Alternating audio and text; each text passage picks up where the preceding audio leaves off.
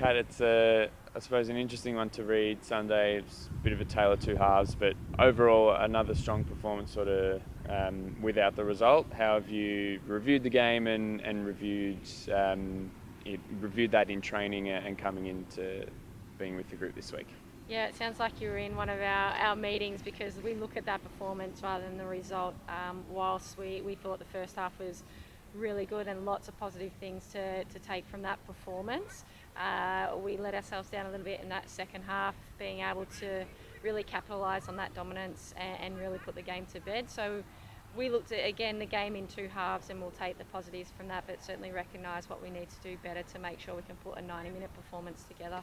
Talk about taking the positives. Obviously, we come off a week of scoring 4 goals against a strong Melbourne Victory team. Then, despite not scoring, or certainly at the time it was, I'm not sure now the stats, but at the time it was the best defence in the league coming in, and we really did cut them open in the first half. Is that really one of the main positives, the interplay up front that really pleased you? Yeah, I guess we're looking to get in those goal scoring opportunities and do it our way in our build up and the way we want to progress through teams. We saw that against Sydney, and again that probably puts a little bit of validity on what we're doing because of their previous records, their defensive record. So again, we'll take those positives. But having said that, we want to be a championship winning team, so we've got to score against the best defensive teams.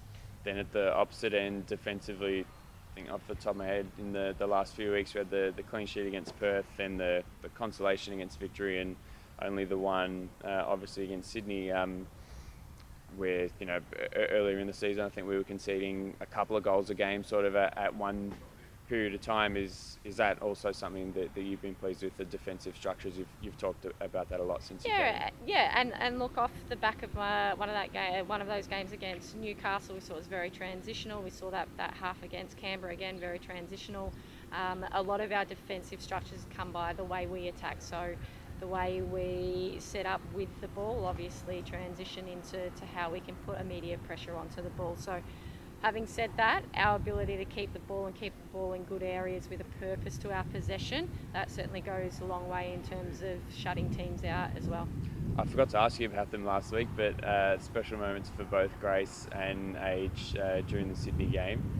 Just to comment on their milestones, 150 respectively in the league, and I think those two individuals in particular we've already spoken about a bit given their performances, but just a word on their achievements and what they've been given to the group so far. Yeah, I guess with the number of games that they're playing, you put a little bit more expectation on that experience, but we want to make sure that they're still enjoying their football, especially these milestone moments. Grace, 100 caps in the league, her journey through that, it started quite young. Similar to Age as well, she came into the A-League or the W-League as a young player, and now really finding herself as a footballer in this league. So it's a joyous moment for the club and those individuals, and I think they should be celebrated as they were. We got Hannah back last week, and you mentioned the last couple of weeks the progress that Carly and Zim are making. Yep. How is that all tracking? And think about those three names in particular, are we sort of close to having what would be a really powerful front three? Yeah, I mean, we go back and we look at what we were lacking in terms of names on paper, and it was a front three of those names you just mentioned. We went out and were able to score goals against teams above us on the table at the time. So not concerned about our routes to goal. What it does give me is a big headache in terms of selection week out. It does put pressure on players to perform and compete for their spots. They are all good things in terms of individual players developing, improving and making sure they're ready to perform. So whilst those players are fit and back in contention for selection, doesn't mean they just come back in, but certainly gives us more weapons to use even off the bench like we saw Hannah last week. Looking to Adelaide then this weekend, obviously that was your first game in charge and a good win away from home. Maybe from now to then, are you expecting anything different from that game, or based on obviously what you've learnt about the team, what's been worked on? Is there anything that you might be looking to change, or anything that you were very happy with then that you're hoping will stay the same? Yeah, look, I think you get some credits in the bank when you see teams adjust to your style or our playing style. I've said from the start, our focus is always going to be on us with the ball and what we're able to do to impose and control the game. We'll certainly continue to do that.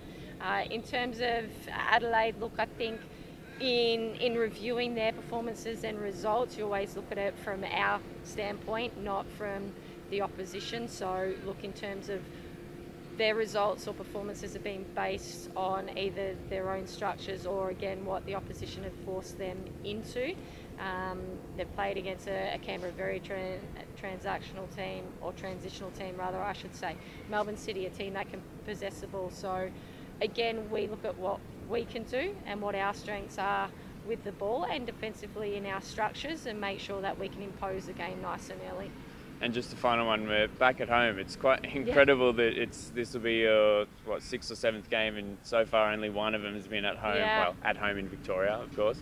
So how much are you looking forward to getting back in front of the home fans? Firstly for this week, and then we've got a big run of the next sort of 5 or 6 games with a lot of home games here in Victoria. Yeah, certainly being in Sydney last week, you can feel that it's a little bit of a different feel in terms of the crowd support, and I know that home game we had against Perth, what we felt with the crowd behind us, so very much looking forward to that. It's been a fantastic week here on the training paddock, especially with our open day. We had so many young people around, young kids, new fans, existing fans, familiar faces.